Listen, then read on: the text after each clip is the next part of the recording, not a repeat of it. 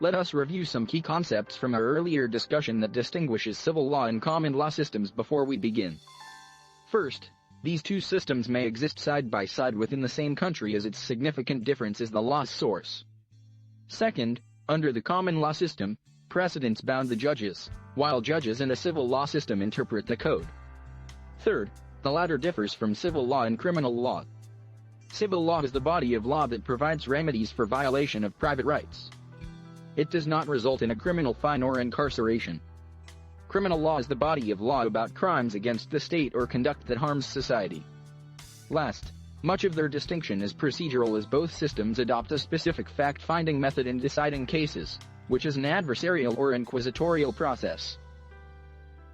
As a CFE candidate, a key concept to remember is that adversarial and inquisitorial judicial processes refer to the court's approaches to discover evidence. Both processes exist regardless of these two systems. Thus, the same country can use both, though under different circumstances. Civil law jurisdictions almost always favor an inquisitorial process, while common law systems typically feature an adversarial system. Using juries also exists in both processes. The adversarial process theory is that the parties' competing interests help expose and uncover the case's relevant facts.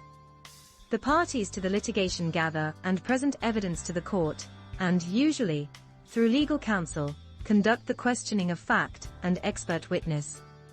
Each party produces and records its entirety of evidence at trial.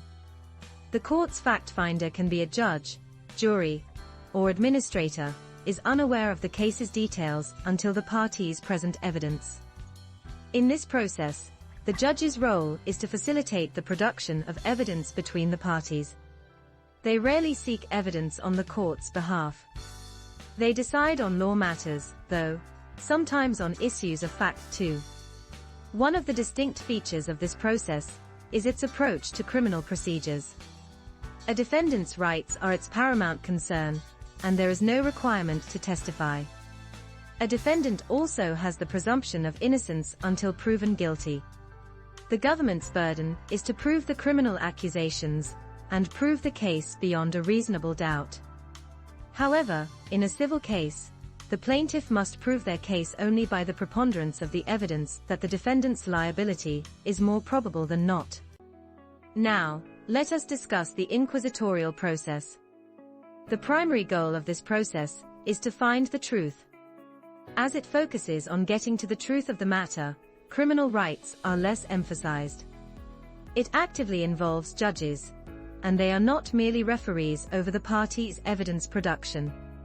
For instance, judges may request relevant documents on their own accord and ask factual questions of witnesses themselves. As a result, attorneys play a smaller role in the evidentiary process, as the evidentiary records are already available at the trial's outset. In this process, judges both serve as the traditional fact finder and determine issues of law. However, in severe cases, some use juries, layperson, or a combination of judges or legal professionals. One of its most significant departure from the adversarial process is that they may call a defendant to testify in a criminal inquisitorial proceeding. In summary, common law jurisdictions favor the adversarial process, while civil law jurisdictions favor the inquisitorial approach. The CFE candidate must note who is in charge of the discovery process. If the parties to a case drive the discovery process or search for evidence, then it is an adversarial process. Otherwise, if the primary responsibility of discovering proof is on the presiding judge, the process is inquisitorial. One of the distinct features of the adversarial process is its approach to criminal procedures. Defendants' rights are of paramount concern and have the presumption of innocence until proven guilty. In civil law jurisdictions, the standard of proof rarely changes in criminal and civil trials. This standard requires more substantial evidence than the common law preponderance of evidence standard, but not as much as the common law beyond a reasonable doubt standard. CFE candidates must also note that fraud can either be a civil or a criminal case, or both, irrespective if a country has a civil law system, or a common law system, or a combination of both. A single act of fraud is prosecutable as criminal fraud by prosecutors, and as a civil action by the party that was its victim. In our next video presentation, we will discuss the difference between civil fraud from criminal fraud.